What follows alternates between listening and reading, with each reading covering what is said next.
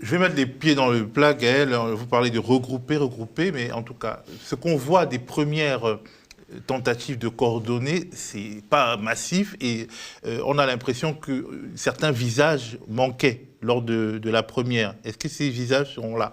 Est-ce qu'il n'y a pas le syndrome de la division bien connu à gauche déjà qui commence à poindre dans ce mouvement social? Est-ce que tout le monde sera au rendez-vous? Écoute, tu sais, moi, je sais pas si tu as raison de mettre les pieds dans le plat et même les 4 bras, quoi, ou les 2 bras et la tête. Nous, on fait un appel solennel, mais on l'avait fait, je crois que c'était au tout début des numéros de marche ou grève, où j'étais venu. Enfin, faut être sérieux si on veut le retrait, là. Il y a plein de formes d'auto-organisation qui existent. Il y a l'AGEDUC Île-de-France, il y a des syndicats, il y a des collectifs comme les Stylos Rouges. Il y a des partis politiques. Quand est-ce qu'on se met autour d'une table pour discuter d'une stratégie? Parce que le problème qu'on a là, c'est que, en fait, toutes les semaines, on a l'impression d'être des petits animaux qui tournons dans une cage et qui faisons exactement la même chose. C'est-à-dire, on reconduit la grève, on perd de l'argent, on fait notre manifestation de temps fort qui montre qu'en fait, il y a toujours une dynamique, qu'on est peut-être plus fatigué, qu'il y a en fait d'autres secteurs qui sont là.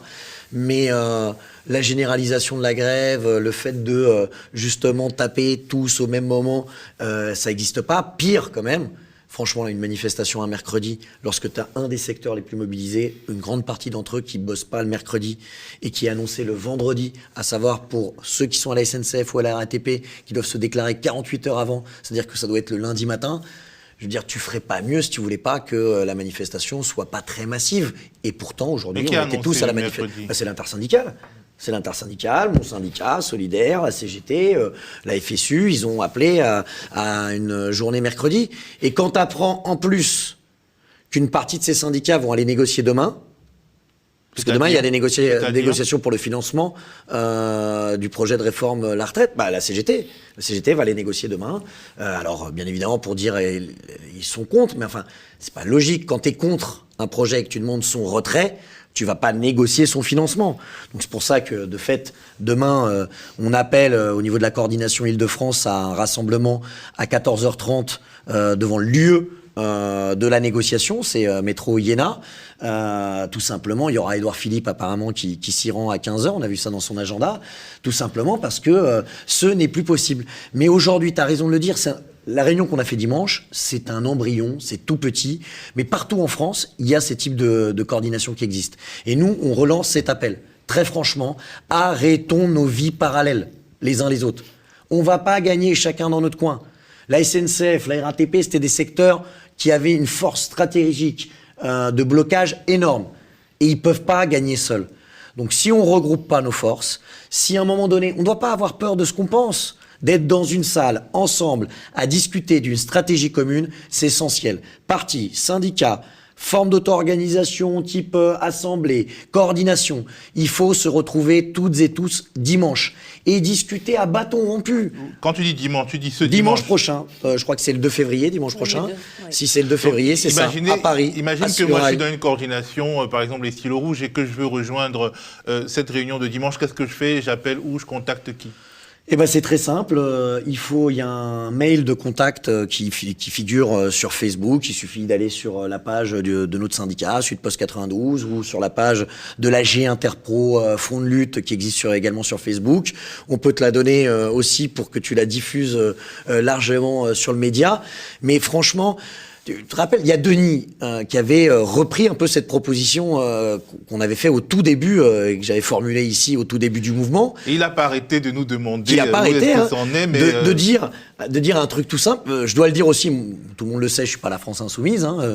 Je suis militant par ailleurs au NPA, je veux dire, je m'en cache pas.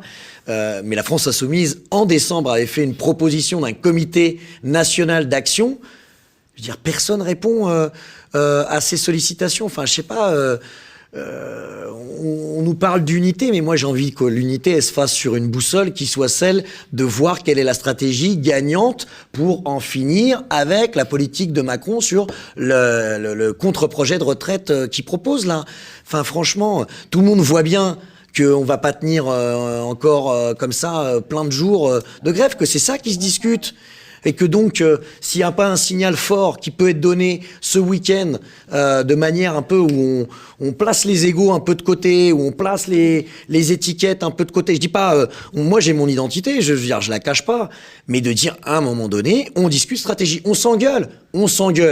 Mais on discute et on donne l'opportunité de... Voilà, très franchement, faut que le NPA, faut que la France Insoumise, faut que la direction de la CGT, faut que Solidaire, faut que les formes d'auto-organisation, parce que on parle de ces organisations, mais sur la place de Paris et au niveau national, toutes les formes d'auto-organisation qui existent, eh ben, elles arrêtent de se regarder en chien de faïence, elles se retrouvent dans une salle. Nous, on propose que ce soit à Sudrail, puisque d'ailleurs, les camarades de Sudrail Saint-Lazare, depuis le début du conflit, mettent à disposition leur salle, ce qui n'est pas toujours le cas de l'ensemble des syndicats, et qu'on prenne nos responsabilités. Enfin, c'est grave ce qui se passe et ce qui joue là.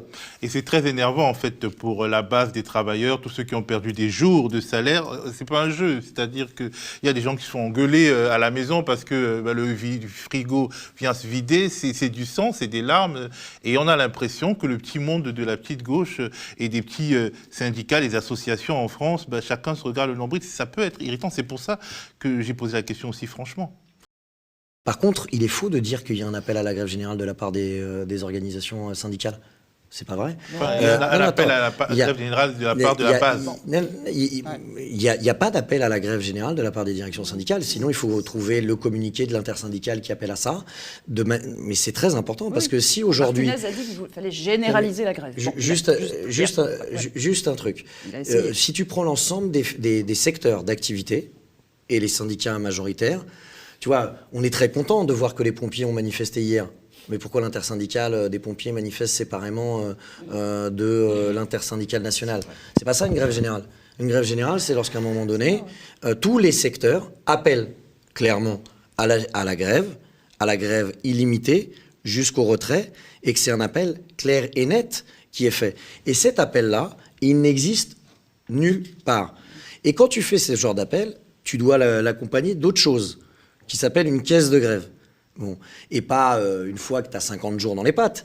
Qu'aujourd'hui, la seule caisse de grève qui existe avec une réalité nationale, elle soit impulsée par 3 syndicats, dont l'un d'eux, c'est la CGT Goodyear, qui livre encore son combat juridique, on l'a vu encore hier à Amiens avec plus de 800 salariés qui demandent à être établis dans leurs droits. Enfin, je veux dire, si la CGT Goodyear, Infocom CGT et Sudpost 92 arrivent à recueillir 3 millions d'euros, qu'il n'y a-t-il pas dans les caisses de Solidaire, la CGT, l'UNSA et la FSU? Est-ce que c'est la même chose si tu annonces directement, je ne te parle pas de la CFDT parce que c'est quand même une ambulance sur laquelle c'est facile de tirer, si tu fais comme annonce, pas aujourd'hui, mais le 24 décembre dernier, que l'ensemble de ces syndicats mettent sur la table 5 ou 6 millions d'euros pour les salariés, ça ne donne pas la même impulsion. Pourquoi le 24 janvier dernier, on n'appelle pas une manifestation nationale à Paris avec une montée à Paris? Non, il y a quelque chose qui est évident, et c'est pour ça que ce mouvement, il est historique. Il est historique parce que c'est la première mobilisation qui vient de la base et du monde des salariés dans les transports. Et juste, regardez la force justement du blocage lorsqu'il est massif et majoritaire. C'est parce que dans une seule région, qui était la région parisienne, le 13 septembre, les transports étaient en grève sur une seule journée à 90%, que ça a eu, dans un contexte général, ça a eu une force d'entraînement qui est énorme. Mais c'est ce qu'on expliquait un peu à la coordination nationale. Il faut comprendre les difficultés qui sont devant nous. Les difficultés, c'est que, ce mouvement n'a pas été construit de la même manière qu'à la RATP entre le 13 septembre et le 5 décembre. Et deuxièmement, qu'aujourd'hui, il y a trop de vies parallèles qui sont menées par les unes et les autres. Et ça, c'est un souci. Mais moi, je pense qu'en fait, ce mouvement, ce qu'il démontre, c'est la force de blocage d'une grève lorsqu'elle est majoritaire. Avant le 13 septembre et avant la grève de la RATP, on nous racontait que c'était impossible de bloquer le pays et compagnie. Enfin, je veux dire, si de manière coordonnée, tu fais effectivement tous les transports au niveau national, les égoutiers. Mais oui, mais regarde les syndicats de chacun des secteurs. Égoutiers, métallurgie, énergie. Tu verras que les appels ne viennent pas au même moment. Si, pour la journée telle. Mais de dire, là, c'est le point de départ et on lâche pas, Il n'y a pas un seul appel qui va dans ce sens-là. Et c'est pour ça qu'en fait, il y a besoin, mais c'est pour ça qu'il y a besoin, en fait, qu'on se réapproprie les affaires. Non pas, moi je pense qu'il faut déjà se réapproprier les outils syndicaux et politiques, mais là, dans le cadre du mouvement, il faut que tous ceux et toutes celles qui veulent le retrait se rencontrent et discutent clairement de ça. Parce que sinon, ce qui va se passer, c'est une reprise lente à partir de lundi prochain. Et au nom de quoi? Au nom de quoi? Vous vous prenez pour qui? Vous voulez faire quoi? Vous vous prenez pour César? Vous voulez faire respecter la loi? Vous êtes en train, et Sémile l'explique très bien, vous êtes en train de créer justement la discorde et vous êtes en train de faire monter le niveau de violence. C'est vous l'unique responsable de cette situation. Donc c'est pour ça, moi, je vous pose la question. Est-ce que vous dormez bien, monsieur Ertapinier? Est-ce que vous dormez bien? Juge Dredd. Parce que si vous dormez bien, on a un vrai problème. On va avoir un vrai problème. Et le problème, c'est ici qui va se passer. Parce que vous n'avez pas compris une chose, il y a 2 semaines, il était rempli votre dépôt. Pas une dégradation. Aujourd'hui, on est là, pas une dégradation. Par contre, si j'en vois une dégradation, et c'est vous qui la faites, c'est la dégradation sociale. Voilà, considérez les gens. Arrêtez de penser qu'ils sont juste là pour produire. Considérez-les. Arrêtez les disciplinaires. Parce que là, ce que vous êtes en train de faire, c'est juste une bombe qui va exploser très rapidement. Et c'est vous qui rendrez des comptes. C'est vous qui rendrez des comptes. Et vous ne serez qu'une soupape. Vous ne serez qu'une soupape. Parce que vous ne serez